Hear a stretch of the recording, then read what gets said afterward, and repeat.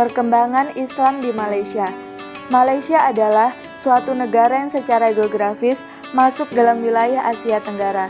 Sama halnya dengan Indonesia, Brunei Darussalam, Myanmar, Filipina, Thailand, Kamboja, dan Singapura. Penduduknya terdiri dari berbagai ras atau etnis, yakni Aborigin, Melayu, Tiongkok, Arab, India, dan etnis lainnya yang berasal dari Indonesia atau Jawa maupun Eropa. Malaysia memiliki berbagai ragam agama yang dipeluk warganya, antara lain yaitu ada Islam, Kristen, Hindu, dan Buddha. Sebagai negara tetangga Indonesia, Malaysia dalam meraih kemerdekaannya tidak seperti Indonesia yang berjuang melawan penjajah dengan mengorbankan harta dan nyawa. Malaysia berjuang melalui cara diplomatik dengan memohon kepada penjajah untuk mendapatkan kemerdekaannya. Akhirnya, Malaysia mendapatkan kemerdekaannya yaitu pada tanggal 31 Agustus 1957. Sejarah masuknya Islam di Malaysia. Sejarah masuknya Islam di Malaysia tidak terlepas dari jasa kerajaan-kerajaan Melayu. Jauh sebelum datangnya Inggris ke Malaysia, sebab kerajaan ini dikenal dalam sejarah sebagai kerajaan Islam. Pada sekitar abad ke-9, pedagang Gujarat mendakwahkan Islam ke Malaysia melalui daerah kerajaan tersebut. Hal ini dapat dipahami bahwa Islam sampai ke Indonesia lebih dahulu dibanding sampainya Islam ke Malaysia. Islam masuk ke Malaysia pada abad pertama Hijriah yang dibawa oleh para pedagang India, Persia, dan Arab. Melalui suatu proses damai dengan cepat, Islam diterima oleh masyarakat karena mampu berbaur dengan adat dan kebudayaan masyarakat. Salah satu sejarawan berpendapat bahwa Islam telah masuk ke Malaysia sejak abad ke-7. Akan tetapi, ada sejarawan lain yang berpendapat bahwa Islam datang pertama kali sekitar abad ke-8 Hijriah atau 14 Masehi. Pendapat tersebut berdasarkan pada penemuan batu bersurat di Terengganu yang tertulis tanggal 702 Hijriah atau 1303 Masehi. Batu bersurat tersebut ditulis dengan aksara Arab.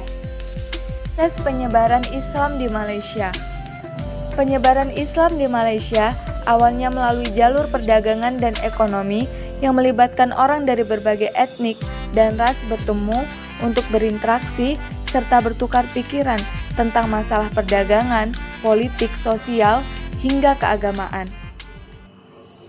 Seiring dengan berjalannya waktu, Islam mulai menyebar melalui pihak penguasa dan istana sebagai pusat kekuasaan yang berperan di bidang politik dan penataan kehidupan sosial. Dengan dukungan para ulama yang terlihat langsung dalam birokrasi pemerintahan, hukum Islam dirumuskan dan diterapkan. Kemudian, kitab sejarah ditulis sebagai landasan legitimasi penguasa Muslim.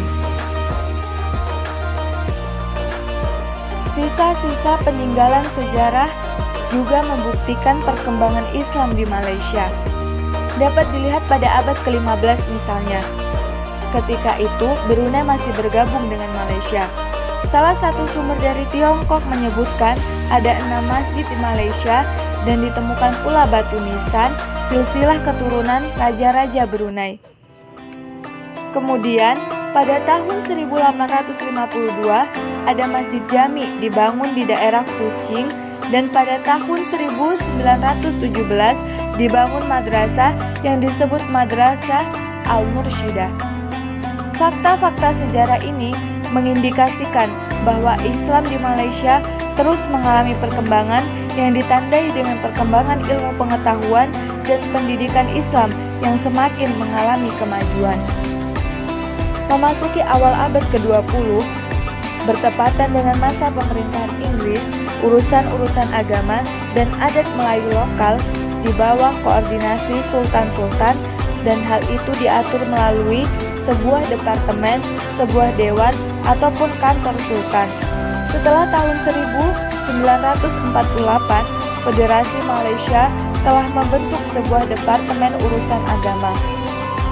Bersamaan dengan itu, ilmu pengetahuan semakin mengalami perkembangan dengan didirikannya perguruan tinggi Islam dan dibentuk fakultas dan jurusan agama. Perguruan tinggi kebangsaan Malaysia adalah Universitas Malaya yang kini kita kenal dengan sebutan Universitas Kebangsaan Malaysia. Malaysia yang menganut agama resmi Islam tetap menjamin agama-agama lain. Walaupun pemegang jabatannya adalah pemimpin-pemimpin Muslim, tidak berarti Islam dapat dipaksakan oleh semua pihak. Sebagai konsekuensi, semua masyarakat termasuk non-Muslim harus menghargai dan menjunjung tinggi konstitusi negara kebangsaan Malaysia.